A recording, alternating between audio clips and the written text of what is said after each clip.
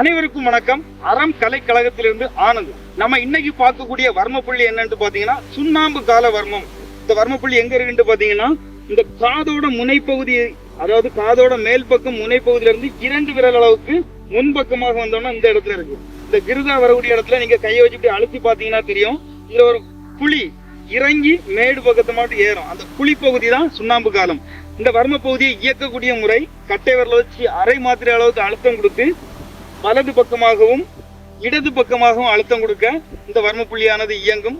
6 சுழற்சி முறையில இயக்கணும். இந்த வர்ம புள்ளியை இயக்குவதனால் கிடைக்கக்கூடிய நன்மைகள் என்ன பாத்தீங்கன்னா, முக்கியமாட்டு தலைவலி எவ்வளவு இருந்துச்சுனாலும் இந்த சுண்ணாம்பு கால வர்மத்துக்கு அடங்காத தலைவலியே கிடையாது. முக்கியமா ஒரு தலைவலின்னு சொல்லுவாங்க, தலைநீர்னால வரக்கூடிய தலைவலி. அதுக்கப்புறம் தினசரி ஒரே நேரத்திற்கு தலைவலி வந்துகிட்டே இருக்கும். இந்த மாதிரிப்பட்ட பிரச்சனைகளுக்கெல்லாம் அடங்கக்கூடிய முக்கிய அடங்கல் வர்மம் இந்த சுண்ணாம்பு கால வர்மம் தான்.